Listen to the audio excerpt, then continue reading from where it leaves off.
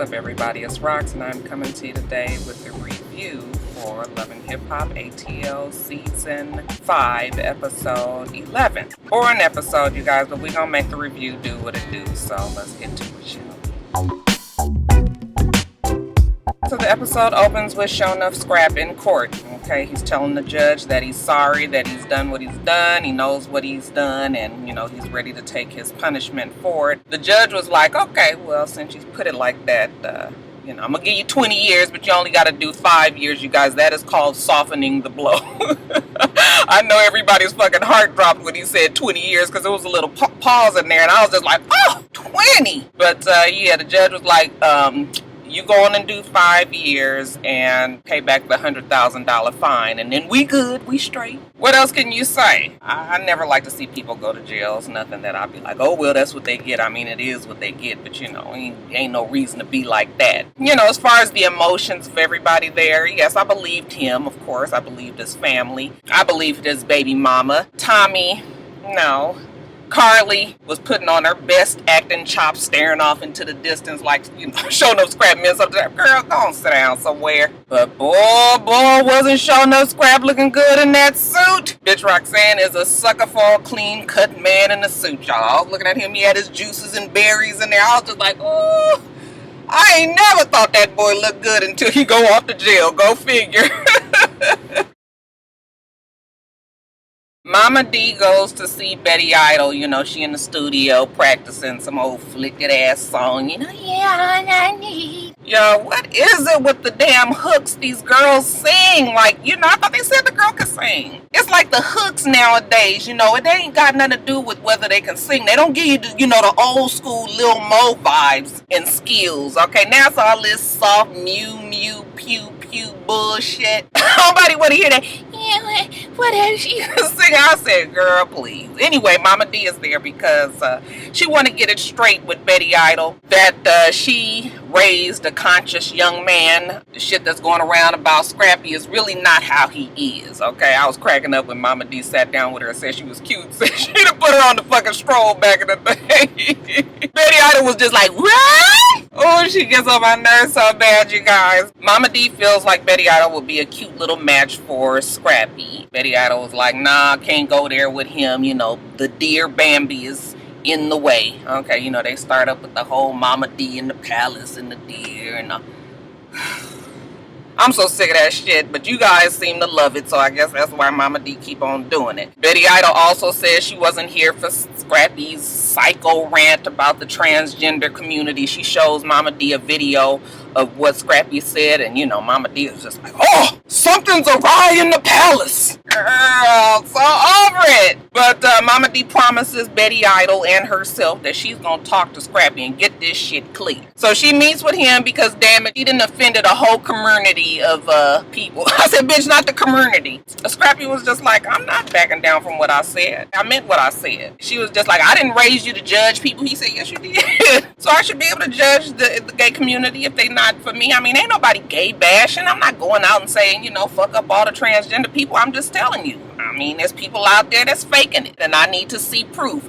Side note, people are on my comments all the time wondering if Betty Idol is a transgender, and no, Betty Idol is not transgendered. Okay, she was born a girl. She has posted on her Instagram pictures of her when she was a little girl. Okay, pictures of her as a baby. So, yes, unless she's been cross-dressing since she was a year, which I've said before, I think, but people still guessing. No, she is a woman. She's just caping for real for the transgender community, and really I believe it's just for the show, y'all. So Mama D's whole, you know, conversation she has with Scrappy, it kind of falls on not necessarily deaf ears, but Scrappy was just like, I mean, that's you like to hang with the gay community and the people like that, that's fine, that's just not what I do, okay? I got respect for him. I mean, I ain't gonna do nothing to him or nothing like that, but I'm not changing how I feel. Mama D was like, no, you gonna have to fix this one, at least sit down and talk to him, and he was just like, you know, whatever. But he goes on ahead and talks to him. He invites Betty Idol out because he just want to make good music, you know. And if Betty Idol's willing to make good music with him, then, you know, so be it. So Betty Idol invites D. Smith down there.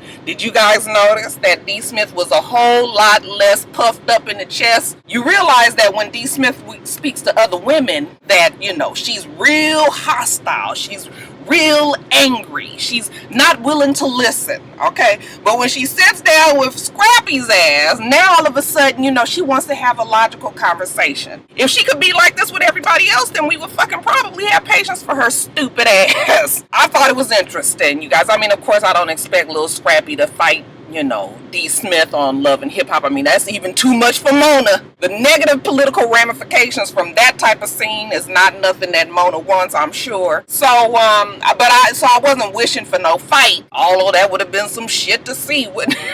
I mean, how you supposed to feel when, you know, but, child, D. Smith feels the same way. She wants everybody in the whole entire world to accept the transgender community because they are people just like everybody else. Scrappy was just like, yeah, I mean, you know, maybe in a certain day and age, it's just not today. Somebody will make a big stand and, you know, maybe it'll happen, but, you know, she was like, why don't you be the one? Okay, why are you waiting for somebody else? He was like, I ain't big enough. All right, I'm gonna let you know that now, but when it do happen, all right, we will all join hands and kumbaya together. So, you know, D. Smith, well, I appreciate you talking to me and all that. I was just like, you appreciate him, huh? But when she in the confessional, she, well, I don't really agree with him, but, you know, I guess he does have an opinion. Oh, well, Mama D and Bambi and Tammy had an opinion too. What was the problem then? See, I got D. Smith's fucking number.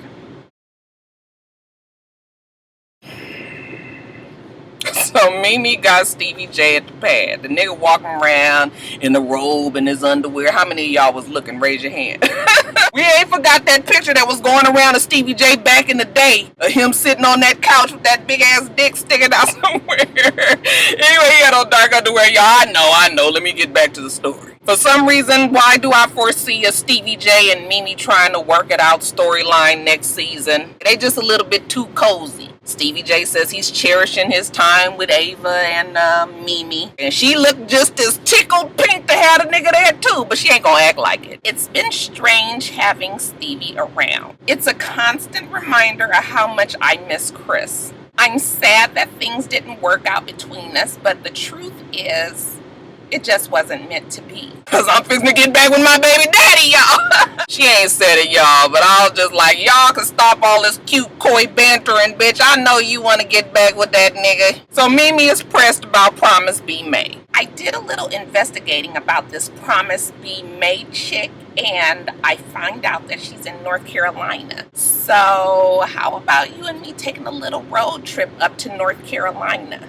Oh, it's like that? You could just roll up on a bitch just all willy-nilly. Okay, Mona, if that's how you gonna play it, I guess we gonna roll with that. Stevie J says, you know what, he'll take the trip. He wants to prove to Mimi and everybody else that he ain't got no more damn babies out there in them streets. So they go to North Carolina. I'm gonna find out once and for all what's up with this Promise Be Made chick. Child, she got a DNA test and everything. Because, damn it, you ain't gonna have two more fucking kids out there on child support. So I was like, oh, this is the angle. So she's mad that he's got two more kids on child support and, you know, she never put them on child support. I was like, bitch, that's on you. Why the hell you ain't put the nigga on child support? You been paying everything? Like, why you this? I mean...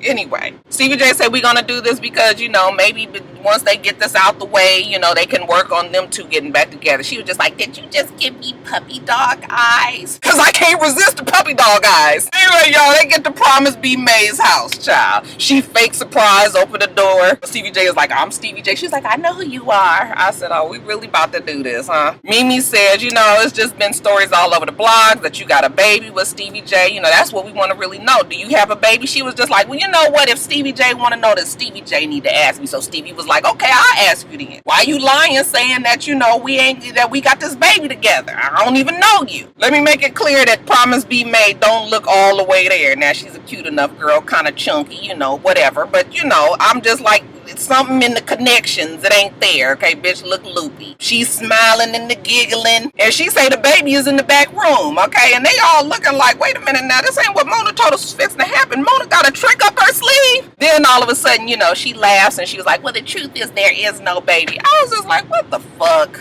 Who the hell does this? But promise be made, she got it in her mind that, she gonna get her 15 minutes of fame just like everybody else. I mean, fuck, illegitimate kid with Stevie J. Kim K, she has a sex tape. Hell, Mimi got a sex tape. I said, I mean, you do have a sex tape, Mimi. That shit was mad disrespectful, like my peeps up in New York says. But I mean, we can...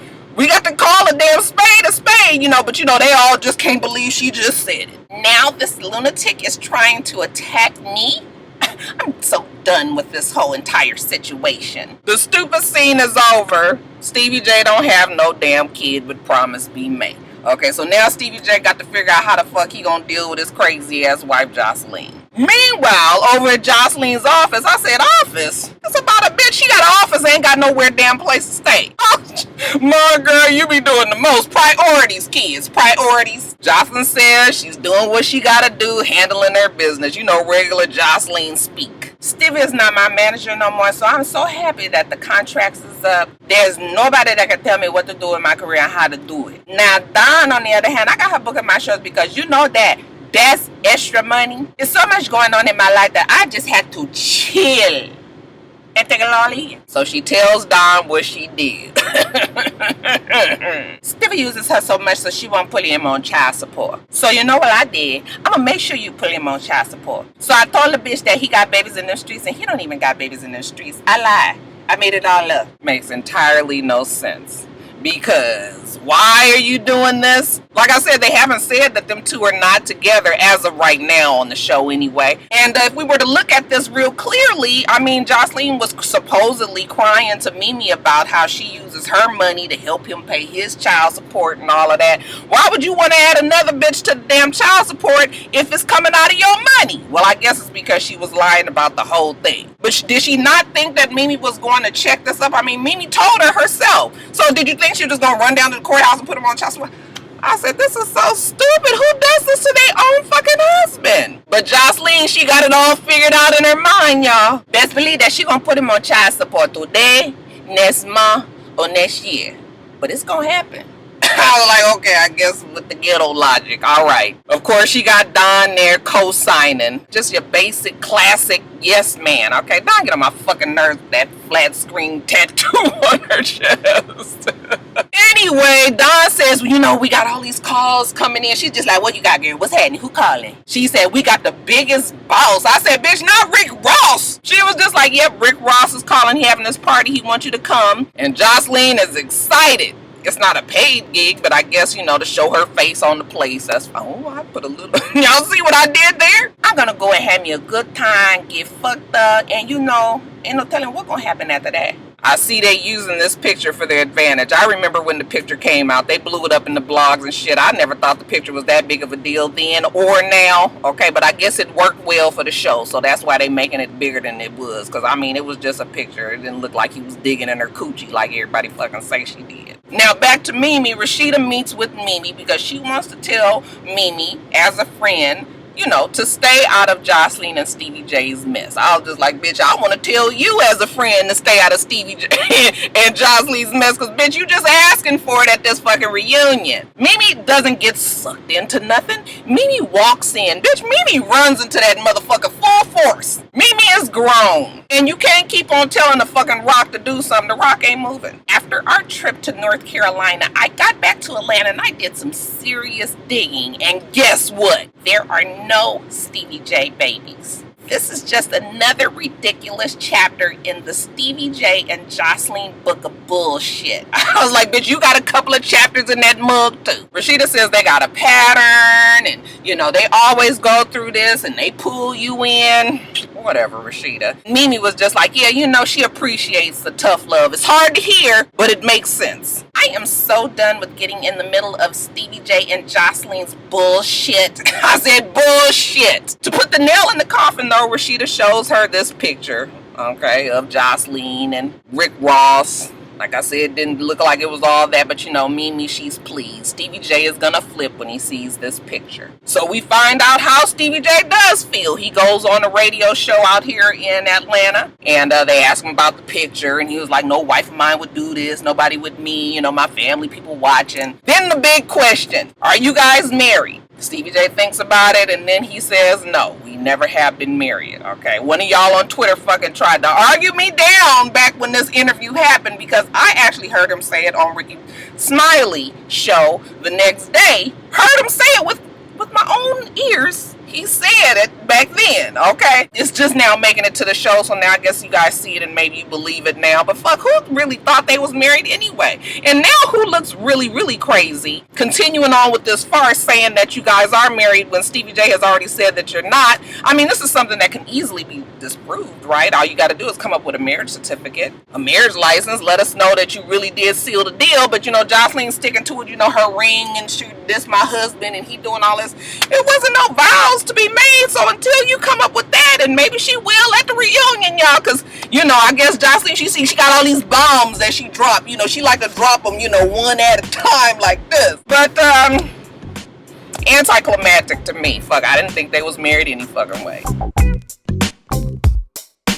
Alright, you guys, let me get off of here. Make sure that you rate, comment, and subscribe to the channel. I'm itsrox. The channel is for itsrox, and everything else I do will be in the bottom bar. Alright, so I hope you have a wonderful, wonderful rest of your day. I plan on doing the same. Till next time, Roxstars. Bye.